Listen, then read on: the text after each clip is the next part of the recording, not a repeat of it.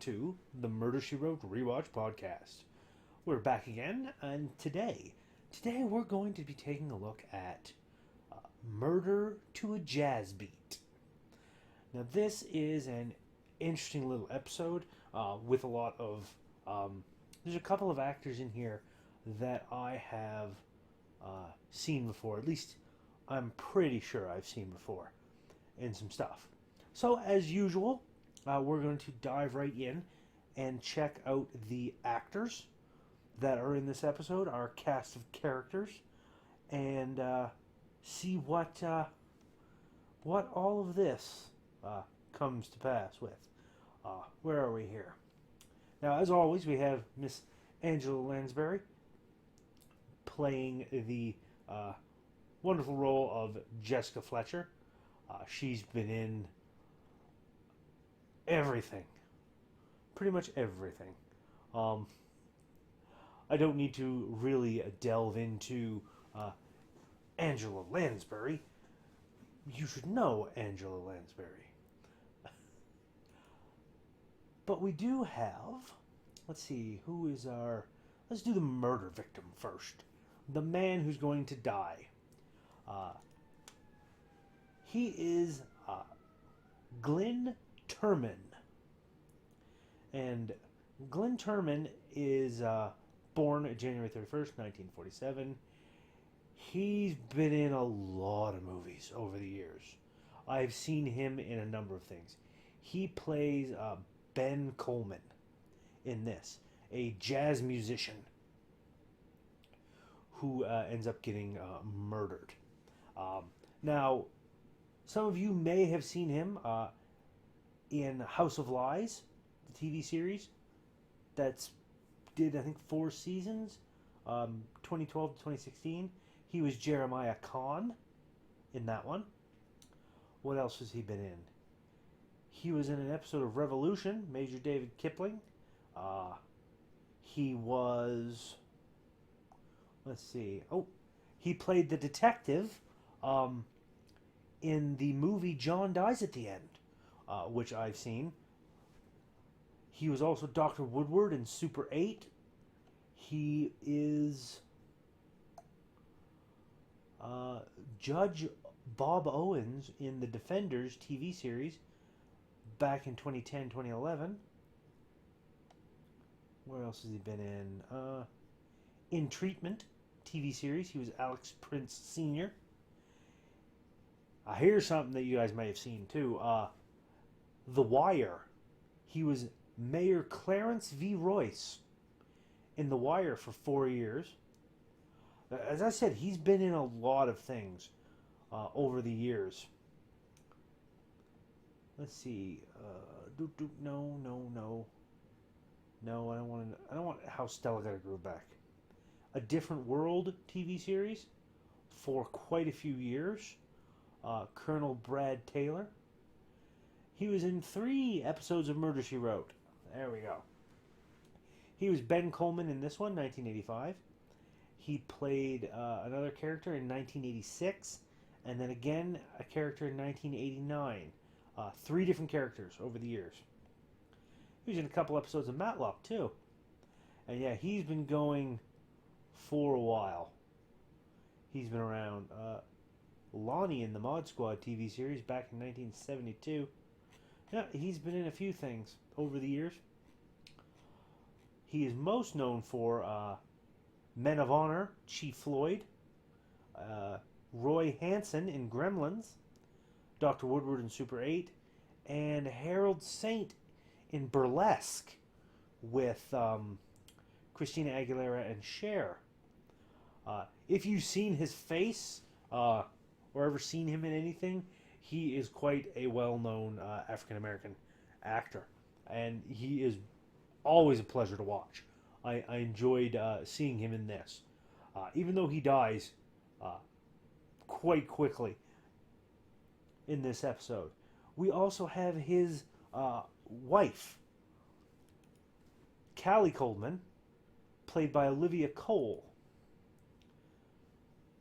Now, Olivia Cole, she only has 31 credits to her name. She hasn't been in a lot. She seems to be most known for Corrine in Coming Home, Ruth Walters in Something About Amelia, Miss Sophie in The Women of Brewster Place. Oprah Winfrey was in that one, I guess. And Jane Adcox in the movie Heroes with Henry Winkler and Sally Field. They were in that one. Oh, wow. Huh, interesting. So yeah, there's not a lot.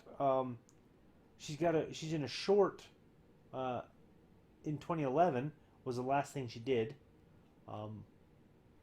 As far as I know, she's still alive according to her IMDb. First Sunday, she did Mama T in 2008, and then before that, it was 3 episodes of Murder, She Wrote over 10 years. 1985, this one. Back again in 1991, and then back again in 1995. All different characters. She played Judge Julie McFarlane in LA Law for 3 episodes. Brewster Place TV series, Miss Sophie, which is, I think, a spin-off of The Women of Brewster Place, maybe. She was Mom Sally in 6 episodes of North and South TV miniseries.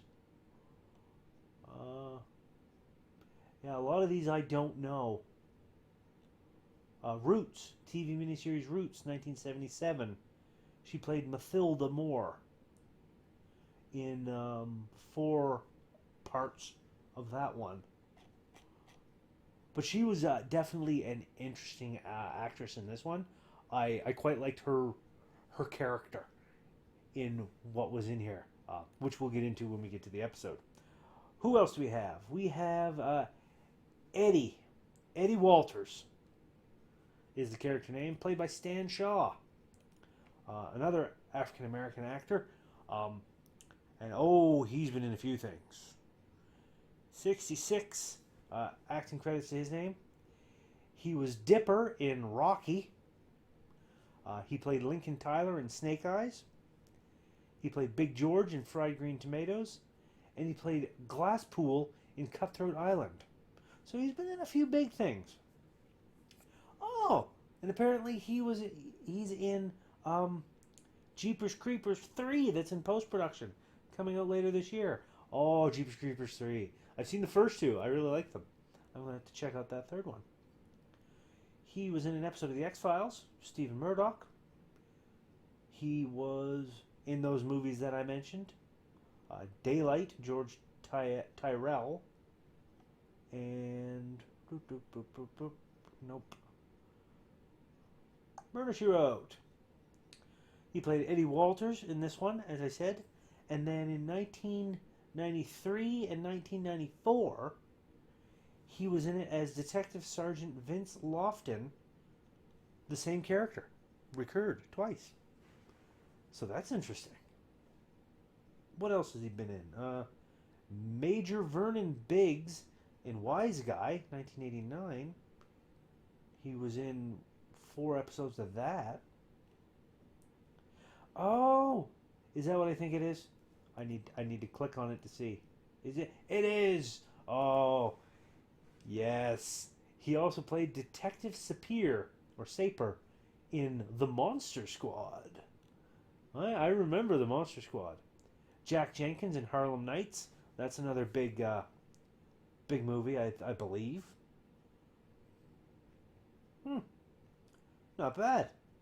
Not bad at all. And he was Will Palmer in The Roots, The Next Generations TV series, 1979. I wonder if he was in the original. But no, doesn't seem to be so. But yeah, that's cool. He's another actor I've seen in a couple things. As I said, I saw him in Saper. I'm pretty sure I've seen him in Snake Eyes and Cutthroat Island, because I've seen both of those movies. Yeah, pretty cool. So he was good in this one. Who else do we have? Oh, the cab driver. The bit of comedy relief we've got going in this episode. It's pretty neat. Let's see here. Cab driver. I think that name is pronounced Lafayette Duquesne. The last name is Duquesne. I think that's Duquesne. Lafayette Duquesne. He's a cab driver we see driving Jessica around when the episode starts. February 1st, 1937, born in New Orleans, Louisiana. Makes sense. What has he been in? Oh, wow. Haha. Okay. Um, he was on Saturday Night Live as himself and various other characters. He was on General Hospital as a character named Mouth. This is what he's known for, according to IMDb. He was Earl in Two Broke Girls. And apparently he played a cab driver in Ant-Man. Which is what I was going, wow, that's a little typecasting, isn't it? Two cab drivers? Oh yeah, he's been in 137 episodes of Two Broke Girls. So yeah, if any of you have seen Two Broke Girls, Earl, that is Lafayette Duquesne in this episode. What else do we have? No, I don't know that one. But he's been in a few things, 93 credits. Not bad. Jamie Foxx Show, Uncle Junior King. He was in for 100 episodes. Not bad. No. City of Angels TV series. Dr. Frank Hollister for an episode. Cleghorn, Sidney Carlson for 12 episodes. Martin, the TV series. He played Stan Winters for 55 episodes. Where is Murder, She Wrote? We gotta go back farther. Murder, She Wrote. Where are you? There you are. Yeah, he was only in that episode. He was also in a number of episodes of the Jeffersons TV series. I remember watching that when I was younger. Yeah. Not bad. So he's been in a few things. I remember seeing him. His face definitely looked familiar. Who else do we have? We've got... now, I think the detective. Yeah, let's look at the detective. Detective Lieutenant Simeon Kershaw. Played by Bradford Dillman. Dark-haired, Ivy League-looking Bradford Dillman, whose white-collar career spanned nearly 5 decades. Well, 140 credits, too. He's been in a few things. Let's see, what's he known for? He is known for Paul Grogan in the movie Piranha. JJ in The Way We Were. He was Dr. Lewis Dixon in Escape from the Planet of the Apes. And he was Captain McKay in The Enforcer. He's also been in a number of episodes of Murder, She Wrote. That is his last acting credit, actually. His last acting credit was Murder, She Wrote. He's been in 8 episodes of Murder, She Wrote. Wow, let's see here. And he's played 8 different characters. Wow. This is his first one. He did one in 1982, different characters in 1987. One character in 1990, one in 91, one in 93, one in 94, and one in 95. Pretty impressive. Falcon Crest TV series. Daryl Clayton, some of you may have watched that. Paul Hollister in King's Crossing TV series. Some of you may have seen that. Played a few different characters in some TV series called Barnaby Jones. I don't know that one. Sadly. I wish I could know all TV, but I don't know all TV. And he played a number of different characters in the FBI TV series. Alright. But he plays our detective in this particular episode, who comes in. We also have Jonathan Hawley, who's Jessica's friend in this one, that's invited her to come and speak on his TV show. Uh, Played by Clive Revill. Revel or Reville? A grand, well-respected actor of stage, film, and television. Most people think New Zealander Clive Revill is British. I thought that too. Although most people think of the curly red-haired gent as a comic eccentric, best known for his sterling work on the musical stage. Huh. Oh, wow. No. No way. No. I need to check this out. I need to click on this.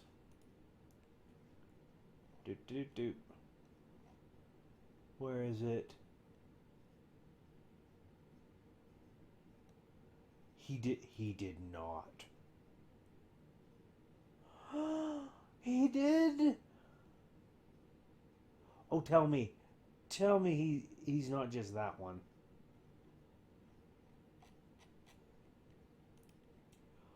Okay, I'm sorry for being all weird here, but I scrolled down and I'm like, let's see what he's known for. He's apparently Emperor Palpatine in Star Wars 5, Episode 5, The Empire Strikes Back. I don't know if he's in the other ones. I'll be checking. Carlo Carlucci in Avanti. I don't know that one. Dr. Lionel Barrett in The Legend of Hell House. That looks like a good horror movie just from the poster. He was apparently Fire Marshal in Robin Hood Men in Tights. Wow. The Queen of Spain was his last acting credit. Of 184 acting credits, he played John Scott.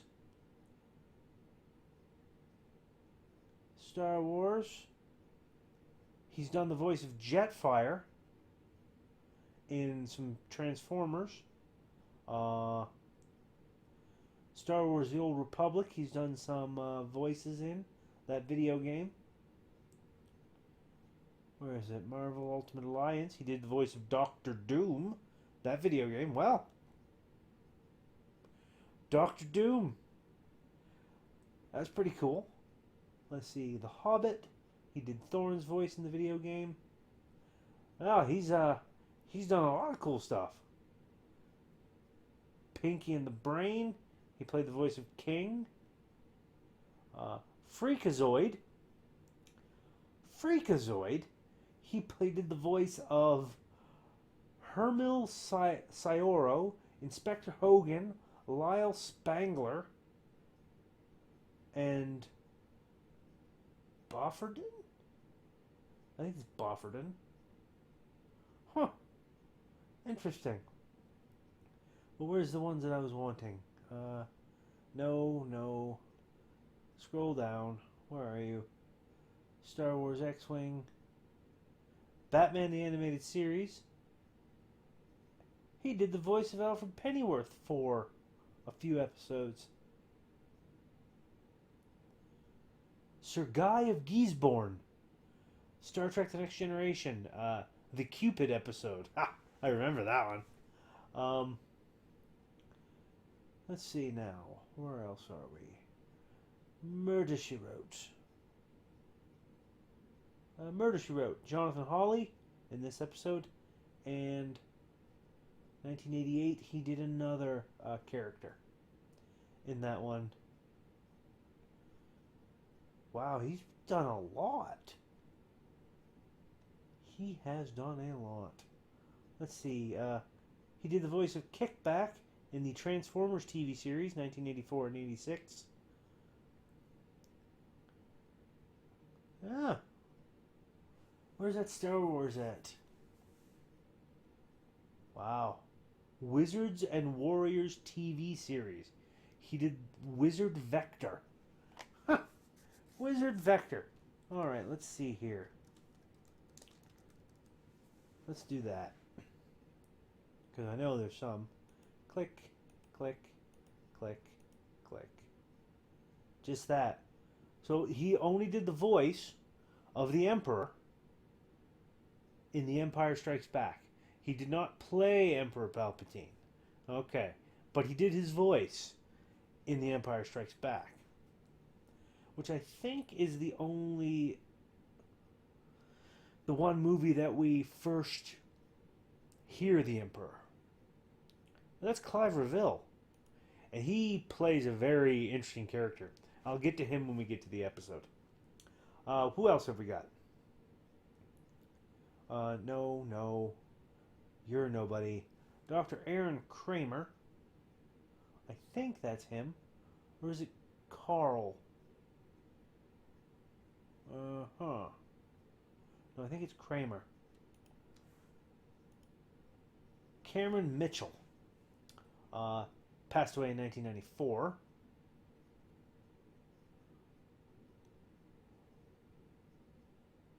But he plays Dr. Aaron Kramer in this episode. Oh, he had 241 acting credits. And he's actually in something coming out in 2018. The Other Side of the Wind, Matt Zimmer. I guess that's been in limbo for a while. If he died in 1994. Huh. That's been in limbo for a while then. Where is it? He's done... Yeah, he's known for Buck Cannon in The High Chaparral. Max Marion in Blood and Black Lace. John Lackland and the narrator in The Beachcomber. And Jigger Cragen in Carousel.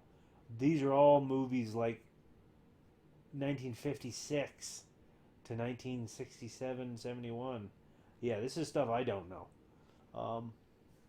Where's Murder, She Wrote? Murder, She Wrote. Yep. Only in this episode. And I believe Dr. Kramer is the fellow who is... I believe he is the talent agent, but I'm not 100% sure on that.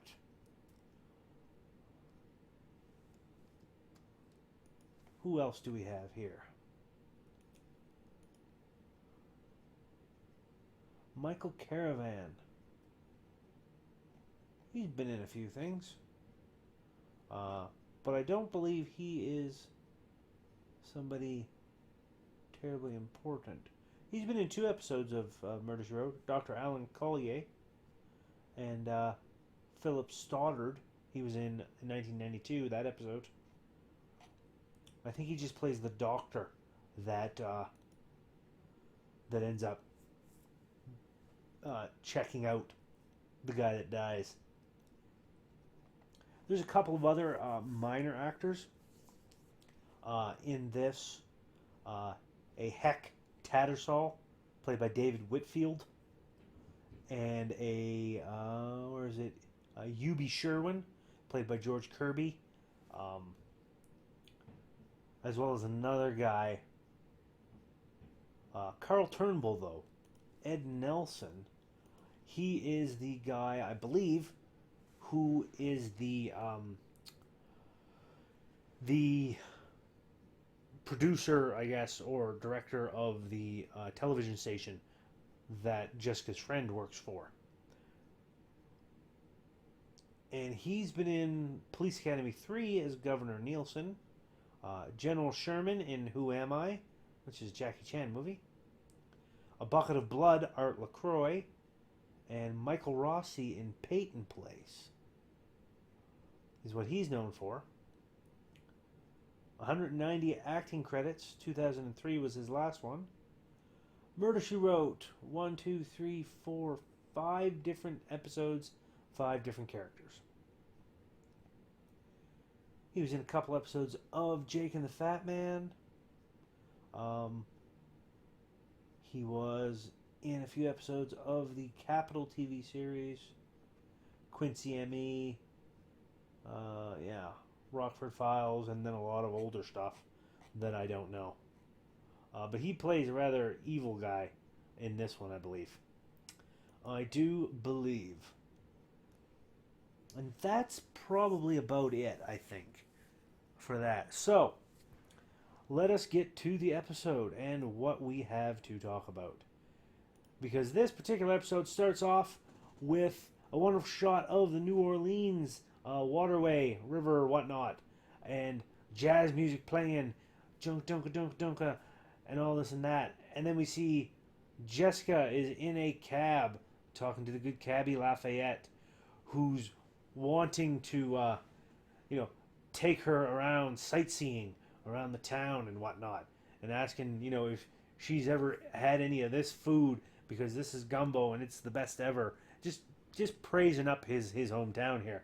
And Jessica seems to be having a really good rapport with the cabbie, even though she's kind of in a hurry because she needs to get to a place to record a studio. The taping is going to be in like about 6 minutes, she says. And at that point, he's like, well, why didn't you say so? And he goes and whips the car around and ends up driving the wrong way up a runway street to get her to where she needs to go. And that's kind of amusing. WDBX, the eyes and ears of New Orleans, is where he ends up. The cab pulls up. He jumps out of the cab, runs around to open the door for Jessica, who lets him. He seems to be, like, this cabbie character, Lafayette, seems to be this absolutely charming, down-home type of guy. She pays him for the cab, and because she's running late, she's got like a whole 2 minutes to spare. He says, "Don't worry about your luggage. I'll take it to the hotel. Make sure it gets put where it needs to go. You just go and get your taping done." So this is like definitely a product of the times, because I don't know of anybody that would let that happen today. Just leave their luggage with a cabbie to go home. I mean, that sounds horrible of me, to not immediately think the best of people. But I mean, in this day and age, it's really difficult to know who to trust. And back then it was definitely a different time. So we end up seeing her going in, and we see a big picture of her friend Jonathan Hawley on New Orleans Today. And she goes and heads into the studio, and it's completely empty. And she's running around. She heads down to the stage and starts calling out for her friend's name. And then we hear somebody yell at her through the PA system. And she jumps around and sees her friend waving. And he comes running out in this suit, curly hair. He's got this elegant, overly flowery way of talking. And we end up finding out that Jessica has transposed the dates in her little logbook. She has flown in 2 days early. It's Monday. She's not supposed to be there till Wednesday for the taping. And she's supposed to be somewhere else in another state helping to open a school, I guess. So then we've got him basically saying, well, now I've got you for the next 48 hours. I'm going to delight you with all the sights and sounds of New Orleans. It will make you be happy. And he just lays it on thick. Absolutely thick, and like all the fun that we're going to have. The next thing we see, it cuts to a little club as he is leading her in, saying he wants to introduce her to one of the greats that's here. And we see Mr. Jonathan introducing Jessica to Eddie, who you will remember, Eddie Walters, played by Stan Shaw. He's getting a bit of a coffee, and he says it's a pleasure to meet you, but he's got to go because he needs to get Ben his coffee while it's still hot, because if it's not hot, Ben doesn't like it. The next thing we see Ben sitting at a table with a lovely young woman and Mr. Manager guy, who I do believe is, I still think it is Dr. Aaron Kramer, played by Cameron Mitchell. I believe it's him. Um, and they are definitely schmoozing up a couple of guys who we don't get to know the names of. Um, we see the lovely young African American lady who's with Ben Coleman, being very very intimate with him, and Jonathan comes up and introduces Jessica to everyone there, um, both Kramer and Mr. Coleman, and Eddie comes up after with the cup of coffee for him. Though I did notice that Eddie gave a look to the young woman who walked away. Something's going to happen. What could it be? Probably murder. Things get a little bit tense because there's definitely some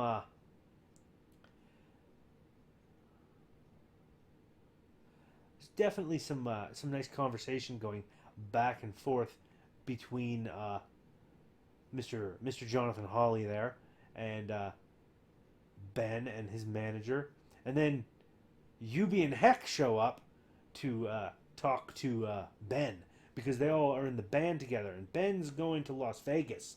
We heard him mentioning, and Yubi is a little upset because he's heard a rumor that Ben is going to be dropping them out of the band, and Ben, for his part, gets visibly upset, and his voice goes very cold, and he's like, let's talk about this later.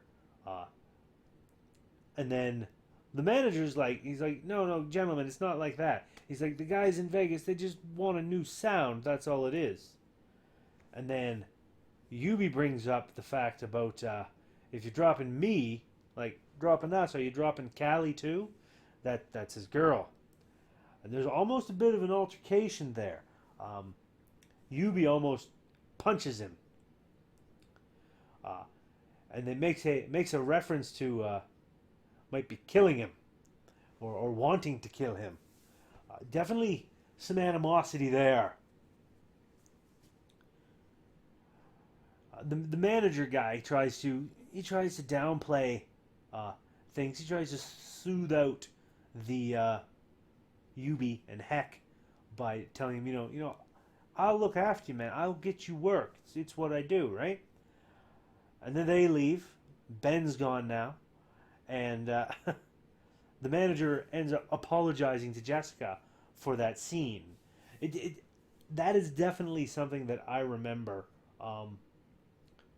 Even when I was growing up, even back then, that early, that causing a scene in public and whatnot. It's the sort of thing that a lot of people didn't like doing, and if it happened and somebody was like connected to this scene, they would be like apologizing to other people for this disruption, for this scene. And now Jonathan, after the Kramer leaves, Jonathan is talking about bringing her to this wonderful little show that's being at a barn, I guess it is. And he is once again playing it up. A very elegant way of speaking, big words and such. And we see they're filming it. So in comes Jessica and Jonathan into this bar as they're all setting it up. This barn, I should say. There's cameras everywhere. The band's getting ready to play. And it's going to be a good time. The next thing we finally see Callie sitting leafing through some sheet music. And Eddie Walters comes in. And he's got something behind his back. But he's looking at Callie with this big grin on his face. And they end up talking a bit about Ben. But not before he presents her with a rose. Because she's special to him. And she says that he's special too. and Eddie brings up the fact about Ben and this whole rumor about him leaving her behind, and he says that Ben is his friend, but sometimes he doesn't like Ben much at all, and that says a lot. Eddie has a bit of a personality that seems his character seems like he might be a little slow. No one ever brings this up throughout any of the episode. Nothing is ever implicit or explicitly said that Eddie might be a little slow or something like that. No one ever says this. It's never brought up. But just the way his character acts and the way he speaks and whatnot leads me to believe that that character might be. And the fact that that might be the case, and yet it never brings it up, is one of those things that I've noticed with Murder, She Wrote, with this show as a whole, that it just seems to have this acceptance about differing lifestyles and different people, people with disabilities and whatnot. It just seems to accept them as being who and what they are. It doesn't try to bring them down or call them down or make them feel bad. I mean, like with the one guy that was pretending to be a hobo, even though he wasn't a hobo, the fact that he was pretending to be and that lifestyle and whatnot, Jessica didn't once look upon him with derision for it. The one guy that married or was the fiance of her niece that was a female impersonator, that wasn't ever something that was brought up or made fun of or anything like that. It was simply accepted. And I like that. I like that a lot. It lends a lot of positivity to this show. And I find that great. So we continue on, and Jessica and her friend Jonathan end up going up to talk to Ben, I guess, or maybe the manager, but they end up overhearing part of an argument. And the manager is quite upset with Ben, saying that this is a big mistake and he should not be doing this and whatnot and whatnot. Whatever it is that he's talking about. He ends up coming out, and Ben ends up leaving a short time later, and we see him looking after them as they leave. He heads out and starts to straighten his tie, get ready to go, and Callie comes out meeting him, giving him a stick of gum, because he says that he doesn't want, he'd rather have something other than gum, and she says that was his idea.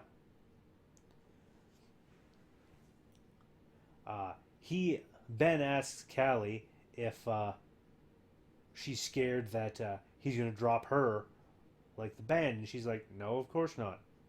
I'm not worried about that. She's basically like, we're in this together. And he says, yep. He's like, we are. Come rain or come shine.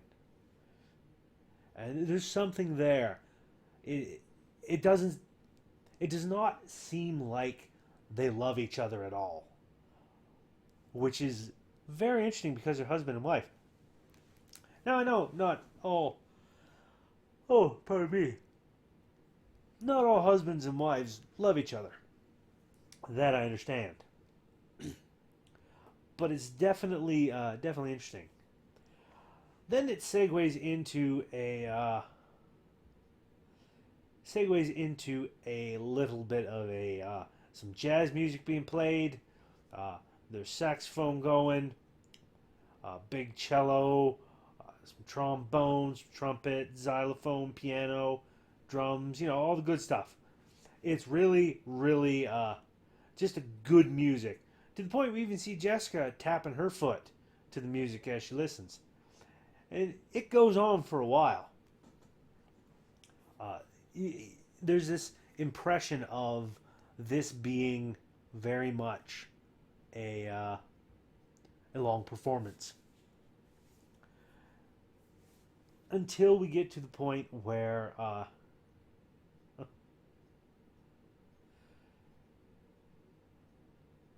in the middle of it he gets another stick of gum because he needs a little something to wet his whistle. And then it goes to a very special performance by the fellow who taught Ben how to play, who's long since passed away. His mentor. He's going to end the show with a very special tribute by doing a cover of the song that made his mentor famous. And I forget the name of the song, but he's going to play it on his mentor's old clarinet.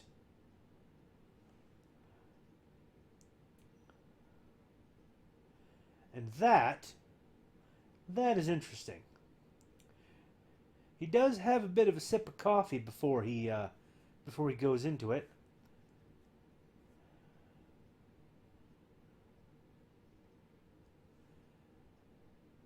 And they have a wonderful little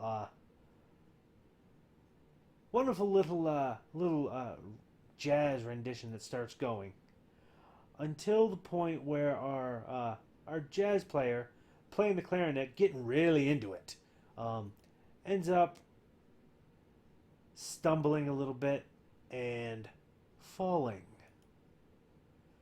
collapsing right there on the floor. Immediately, everyone starts coming around and is like calling an ambulance, and this one fellow's like, "I'm a doctor," and he comes to check the guy out. And the thing is, I found it very, very interesting. Nobody tries to do CPR on him at all, but the doctor, like seconds after the guy's collapsed, is like checking his pupils and his pulse and that not, and is immediately like, he's dead. That kind of caught me a little bit off guard, because I was like, I think a doctor would try a little harder before just pronouncing time of death, but I understand. It's a TV series. Got to suspend your disbelief a little bit. The doctor who pronounced him dead ends up saying that he thinks it's a heart attack. Jessica is immediately like, no, I think it was poison. I think he was poisoned. Because there's like a blue tint around his fingernails and lips and whatnot. And he's got a bit of a thing. We also see Callie Coleman, tucking the coffee cup away in her purse when nobody's looking. In come the police, Lieutenant Simeon, Mr. Simeon Kershaw, immediately comes in, and the doctor goes over and speaks to the policeman, talking about the poison. And he comes over asking Jessica what her name is, and he's a little bit antagonistic, because he's all, "Where did you get your degree in pathology, ma'am?" and blah blah blah. And she explains she's a mystery writer. He's like, "I don't have time for mystery books," and she tries to explain that she did research on one of her books about a rare poison from South America, and starts telling him about a chapter, and he just cuts her off, and is like, he's basically like, if we go and order an autopsy and nothing comes back, I'm going to arrest the both of you for obstruction of justice, and etc., etc., etc. So he's very, very antagonistic right off the bat, which is kind of interesting. Now, immediately before any of that,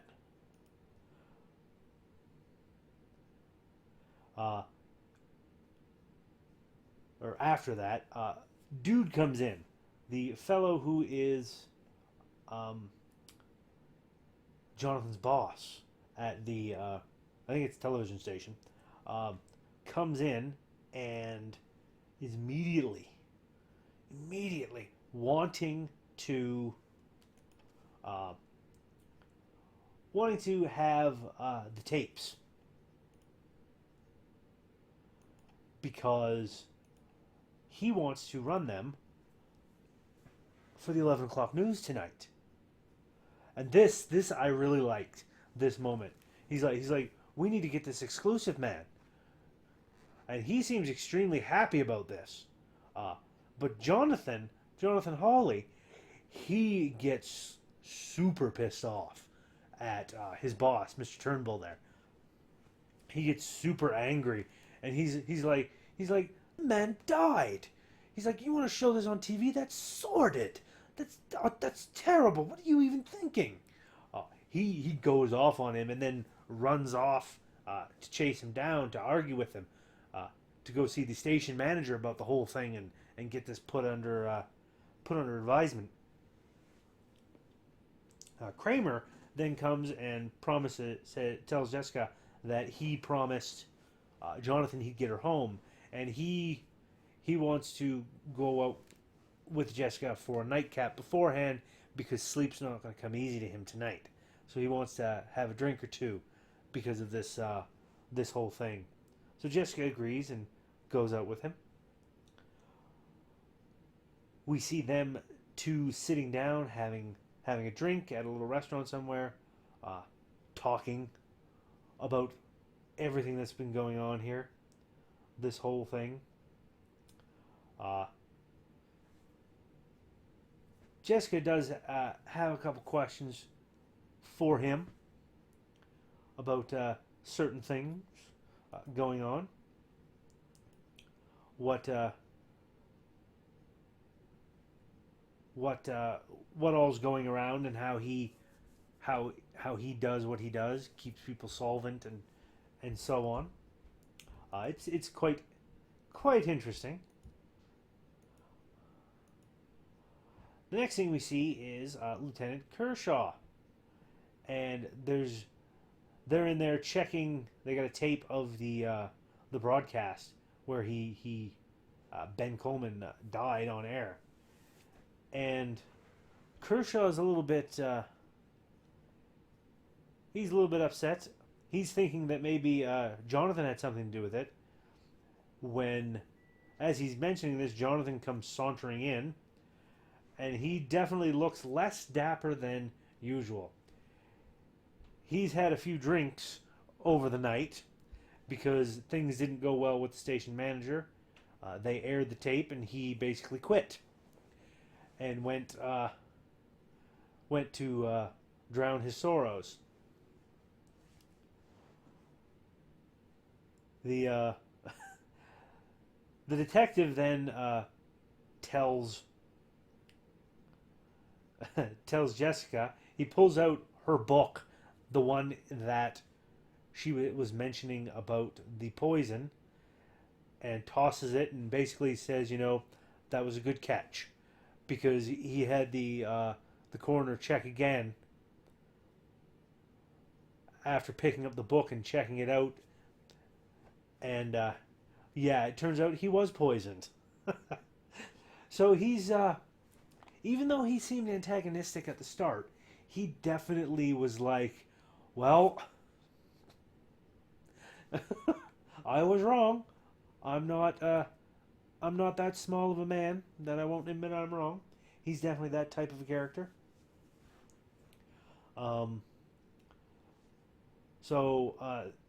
Then comes the whole deliberation about how is he poisoned. The coffee cup is definitely brought up, and because it's missing. Jessica doesn't think so.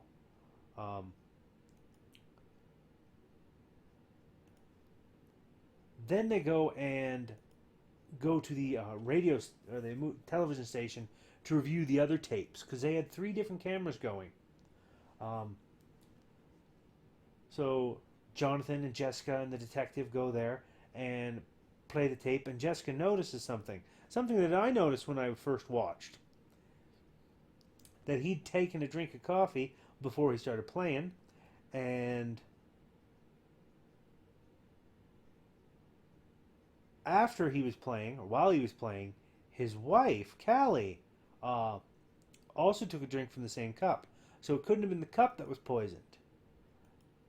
Then came the possibility of it maybe being the gum that was poisoned. That could be it. And while they're all deliberating this and whatnot, what's his face comes in there, the guy who wanted to capitalize on the dude's death, Carl Turnbull there, and he's definitely sucking up a little bit to Jessica, and she she basically says that it's a shame that her friend Jonathan doesn't have a show anymore, because she was going to go and talk about her theory as to who poisoned Mr. Coleman on his show. It's like, I guess I'll just have to go to your competitors then. And then says to Jonathan, maybe you can get a job, get a show with them. And she just kind of walks out, leaving him kind of going, no, wait, Jessica, please, maybe we can work something out. She totally just yanks on this guy's chain, and it is beautiful. The detective, of course, really wants to know what this theory is, and she's like, well, I'm still working on it. I just found him so insufferable that I had to say something. Which is fantastic. I love that so much. Jessica's got a little bit of fire in her, and I do love it when that pops out.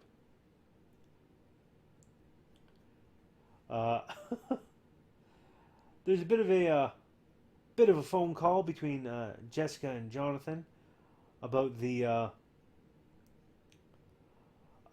police collecting all of the gum under the tables of the barn to test it, and there's some talk about motive as to who would kill him and why exactly. There's also some rumors popping up about Ben Coleman and whatnot, because we found this out from the detective that there's been rumors of them smuggling drugs into the country, but the customs have never been able to prove anything. And she ends up meeting up with Lafayette again, the cab driver, since he knows all about the city, and she wants to find Yubi and Heck and talk to them. So he, of course, figures out where they are and drives her over there. They're auditioning for something at a place, since they don't have a band anymore. And the guy that's listening basically is like, yeah, you're good, but I ain't got anything this month, so maybe next month. Kind of blows them off. Jessica, of course, tells them that she thinks they're wonderful, and Yubi and Heck basically think she's there fishing for information, trying to figure out which one of them killed Ben. And Jessica's like, no, I don't think any of you killed Ben at all. And Yubi's like, well, why not? I already threatened him. But she has some questions. She's got a couple questions for them about their relationship with Ben and Mr. Kramer, and how he keeps everything going for them. Yubi basically warns her, if I were you, lady, I wouldn't ask those type of questions. That might get you into trouble. And of course she meets Mr. Kramer. As she's coming out, he's going in. And she ends up getting a ride with him, asking him about the smuggling that he's going. Now, Lafayette doesn't really want to let her go with him, with Mr. Kramer, because he knows the man. The man Kramer doesn't know him, but he's heard the word about him. So she basically gets a bit of a confession out of Kramer that he's not smuggling drugs in. He's smuggling other things and using that money to help keep musicians that he represents fed and sheltered and whatnot. Um, and he's Ben and some of the others were bringing drugs in now and then, and he tried to get them to stop. Interesting, interesting. The next thing we see is a bit of a viewing of the body at the barn. There's a jazz band playing, of course, because this is New Orleans, and their funerals tend to be a little bit more celebratory than most, at least as far as I know culturally. We do see what's his face, Eddie and Callie. Eddie's bringing the clarinet and going to leave it with the body. And after he does this, the detective comes in, Detective Kershaw, to take the clarinet in for testing, because he believes that the clarinet was poisoned. The reed was poisoned. And they want to test it. And of course, when he tries taking the clarinet, Eddie kind of freaks out and tries to pull it away from him, basically saying that that to put it back, this is like you're not allowed to touch that. The only one that's allowed to touch that is me and Ben, because that's what Ben said. We're the only ones allowed to touch it, and it's a very circular logic to it. And again, it kind of hammers home that maybe Eddie is a little bit has a little bit of a mental impairment to him. Just his manner of speaking, that circular logic that just goes around and around. Like this has to happen because this has to happen, so to speak. So they go and Eddie gets kind of taken away.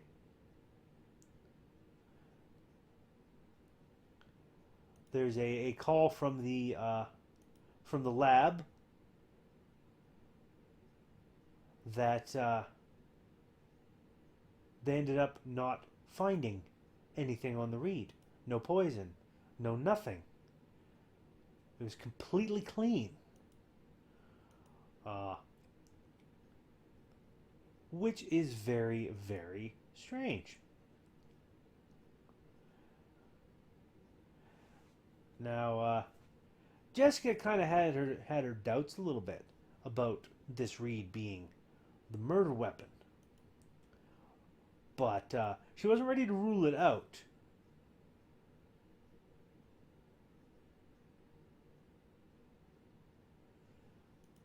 We also hear a few words from the detective about Ben, that the Kershaw, the detectives, the police, were that close to nailing Ben for a robbery in which a murder went down. But Callie testified that Ben and Eddie were with her all night, which definitely made things a little bit weird, because it made Ben off the hook for this whole thing, and maybe that's the thing that was keeping Ben and Callie together.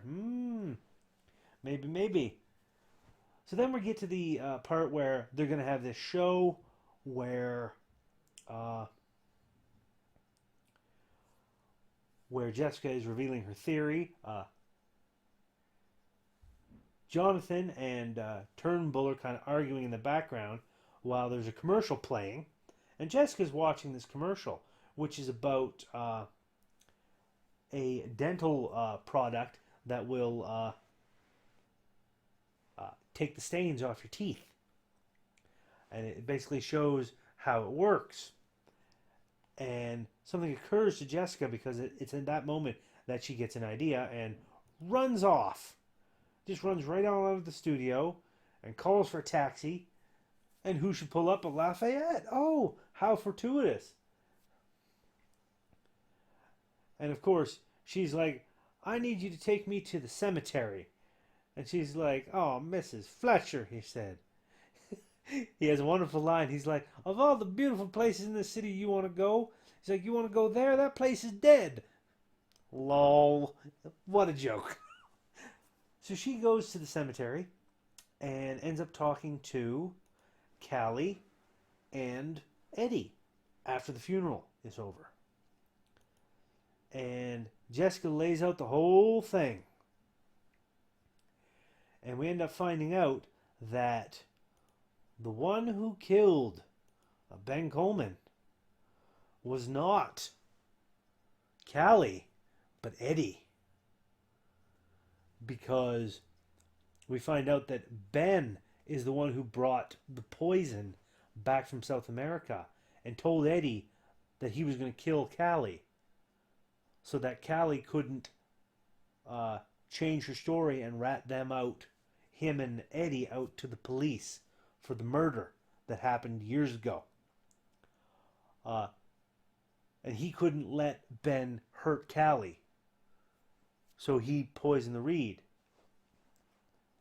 which is what killed him. And the reason why he cleaned it off wasn't to hide his tracks. It was so that, because he thought Ben might want to play that clarinet up in heaven. So he wanted to clean it so it would be nice for him. Again, kind of bringing around to this thing that maybe he was not, he's not the swiftest of people. As I said, they never mention what it might be. Whether he's just doesn't have a high IQ, whether he actually has a mental impairment or anything like that. They never mention if any of that for him. It's just kind of portrayed in his character that might be the case. But they never treat him as a lesser person for it. And I really like that for this show. So as Jessica goes and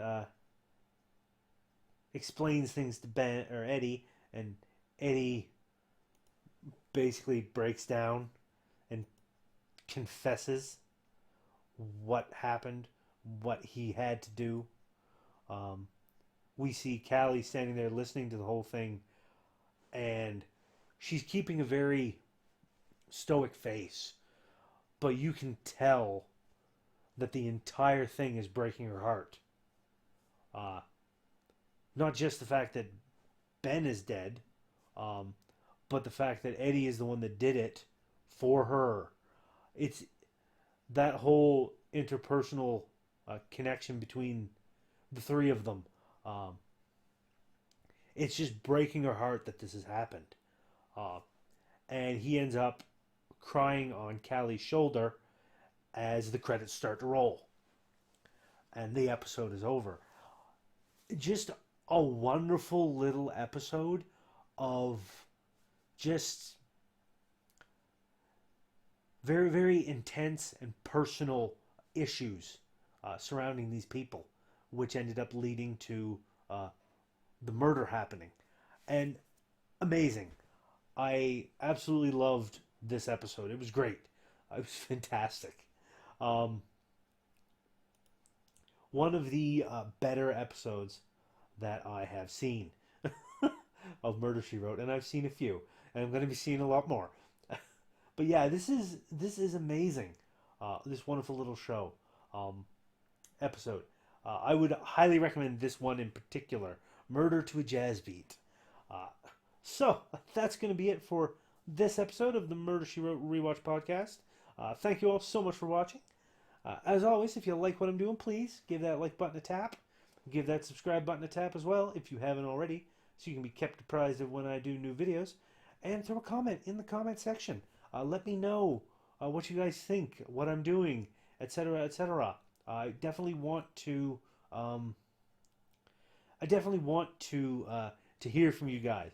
I've been noticing that more people are watching this my little Murder She Wrote rewatch podcast show here than I expected. So please do all that and join me next time as we watch My Johnny Lies Over the Ocean. Because that's going to be an interesting episode. Because a big name is in this one, ladies and gentlemen. Big name. Leslie Nielsen himself is in this episode. So join me next time for that. For Leslie Nielsen, for Jessica Fletcher. And join me for more murder.